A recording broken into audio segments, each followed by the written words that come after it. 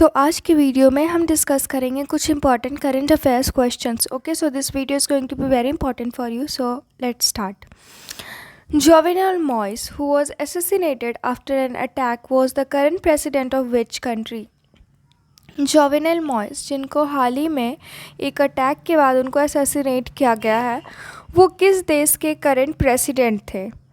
So here are the options: Costa Rica, Haiti, Cuba, Jamaica. So here the correct answer is option B.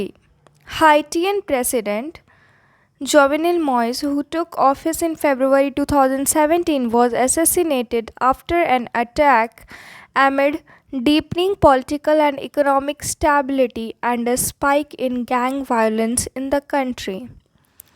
Country में हो रहे politic और economic stability की वजह से और गैंग वायलेंस में स्पाइक आने की वजह से देश में बहुत ज़्यादा ही प्रॉब्लम चल रही थी, बहुत ज़्यादा ही अटैक्स चल रहे थे, जिस वजह से हाइटिन के प्रेसिडेंट जोवेनेल मॉइस को असैसिनेट किया गया इस अटैक में, जिन्होंने जो प्रेसिडेंट का पद हासिल किया था 2017 फरवरी में. So now next question, where is the India's second largest stadium going to be built? Bharat की सेकेंड लार्जेस्ट स्टेडियम कहाँ पे बन रही है? So here are the options: Noida, Lucknow, Jaipur, Surat.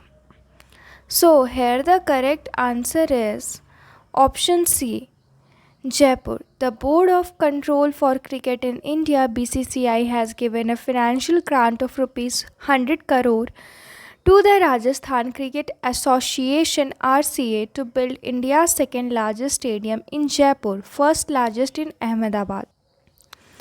BCCI ने फिनेंशियल ग्रांट दिया है 100 करोड़ का RCA को, ताकि वो सेकेंड लार्जेस्ट स्टेडियम बना सके इंडिया में, वो जयपुर में.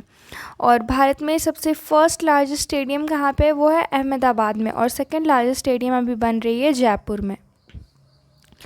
So now next question, a book titled The Fourth Lion, Essays for Gopal Krishna Gandhi is co-written by Venu Madhav Govindu and whom? एक बुक है जिसका नाम है the fourth lion, essays for Gopal Krishna Gandhi. ये बुक वेणु माधव गोविंदू और किसने लिखा?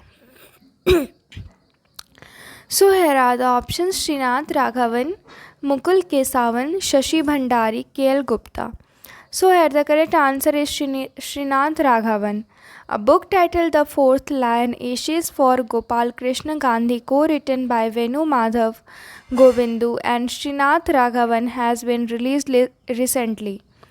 एक बुक जिसका टाइटल है the fourth lion, essays for Gopal Krishna Gandhi, जिसे लिखा है वेणु माधव गोविंदू ने और श्रीनाथ राघवन ने, जिनका बुक हाल ही में रिलीज़ हुआ है.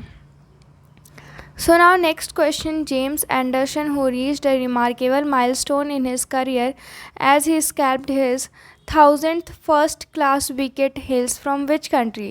जेम्स एंडरसन, जो अपने करियर में एक बहुत अच्छा माइलस्टोन उन्होंने हासिल कर लिया, वो 1000th फर्स्ट क्लास विकेट हेल्स किस देश से उन्होंने लिया था? So here are the options: Australia, न्यूजीलैंड, Zealand, UK. So here the correct answer is option D, UK. James Anderson reached a remarkable milestone in his career as he scalped his 1000th first-class wicket during Lancashire County Championship match against Kent at the Old Trafford Stadium.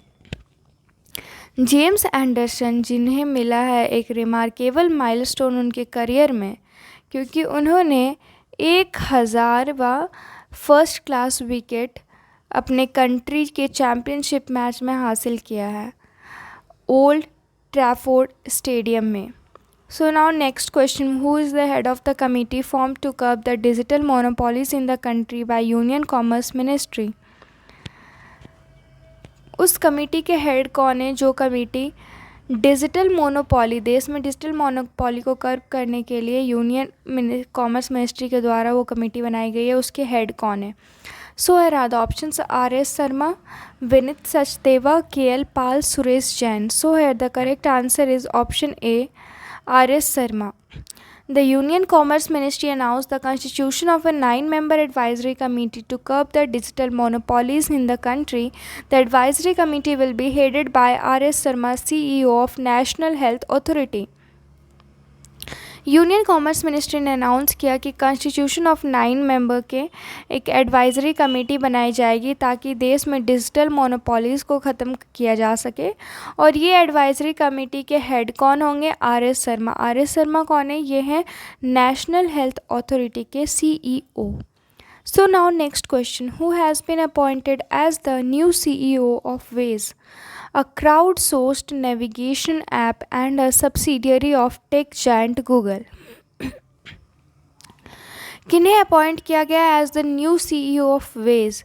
Veg के new CEO के रूप में किसे appoint किया गया है, जो कि एक क्राउडसोर्स्ड नेविगेशन ऐप है और एक सब्सिडियरी है टेक जायंट गूगल का। सो है राद option Sunita Gupta, Kavita Nanda, Neha Parikh, Sunaina Jindal. So here the correct answer is option C, Neha Parikh. Neha Parikh, the former Indian American president of the travel website Hotwire, has been appointed as the new CEO of Waze, a crowdsourced navigation app and a subsidiary of tech giant Google. Neha Parikh जो कि former Indian American president हैं travel website Hotwire की, उन्हें appoint किया गया है as the new CEO of Waze. Waze क्या है? एक क्राउड सोर्स नेविगेशन ऐप है और ये टेक जायंट गूगल का एक सब्सिडियरी है।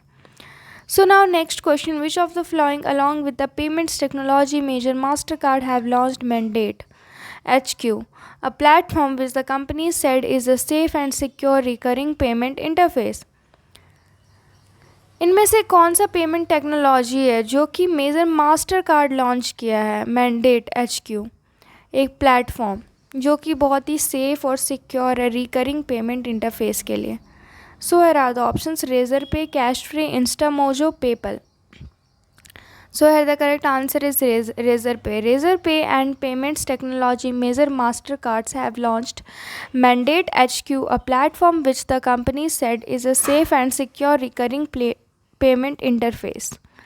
फिनटेक यूनिकॉर्न रेजरपे और पेमेंट टेक्नोलॉजी के मेजर मास्टरकार्ड ने लॉन्च किया है मैंडेट HQ। ये एक ऐसा प्लेटफॉर्म है जो कि रिकरिंग पेमेंट इंटरफेस को बहुत ही ज़्यादा सेफ़ और सिक्योर रखेगा।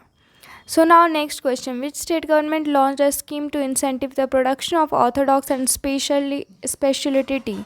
किस स्टेट ने लॉन्च किया है एक स्कीम जिससे कि ऑर्थोडॉक्स और स्पेशलिटी टी की प्रोडक्शन को इंसेंटिव्स दी जाएगी? So here are the options, Kerala, Tripura, Assam, Himachal Pradesh. So here the correct answer is Assam. Assam Chief Minister Himanta Biswa Sarma ceremonially launched Assam Tea Industries Special Incentive Scheme ATI-SIS to incentive the production of orthodox and specialty tea. Orthodox और speciality T को incentives देने के लिए असम के chief minister Himanta Biswa Sharma ने एक ceremony launch किया Assam T ATI-SIS, जिसमें ऑर्थोडॉक्स और स्पेशलिटी टी के प्रोडक्शन को इन्हांसमेंट दी जाएगी। So now next question, Fitch ratings has lowered its expectation of India's growth to what % for the ongoing physical, down from 12.8% in March. मार्च में physical rating थी 12.8%, अब इसे डाउन करके इंडिया की ग्रोथ कितने % पे चली गई है? So here are the options, 11.2%, 10.0%, 11.0%, 10.6%. So here the correct answer is 10.0%. Fitch Ratings lowered its expectation of India's growth to 10% for the ongoing fiscal, down from 12.8% in March, as the second wave induced lockdown slowed the recovery and negatively affected banking sector prospects. Fitch rating ने lower कर दिया expectation India के growth का 10% for the ongoing physical, जो कि 12.8% था मार्च में और अब ये 10% हो गया, क्योंकि सेकेंड वेव जो आया लॉकडाउन में वो स्लो कर दिया इसका रिकवरी और बैंकिंग सेक्टर के प्रोस्पेक्ट्स को भी बहुत ज़्यादा इफेक्ट किया है negatively. So now next question, India's physical deficit improve to what % of the budget estimate for FY22 at the end of May के एंड में FY22 का इंडियन फिजिकल बजट कितना होगा? So here are the option, 6.5%, 7.9%, 5.6%, 8.2%. So here the correct answer is option D, 8.2%. Indian fiscal deficit at the end of May came in at 8.2% of the budgeted estimate for FY22 as against 59% in the same period last year on the back of better revenues and lower subsidy pay out according to the official data released. India के physical deficit ने मई के end में 8.2% budget estimate बताया है FY22 के लिए. सो आज के लिए इतना ही, फिर मिलते हैं नेक्स्ट वीडियो में. Thank you.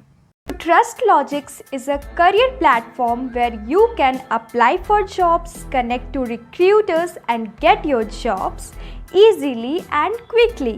You can make your profile as premium just by verifying your education and experience on our TrustLogix website and mobile. Subscribe our TrustLogix tutorial YouTube channel to get more informative and useful videos regularly. So thank you and have a nice day ahead.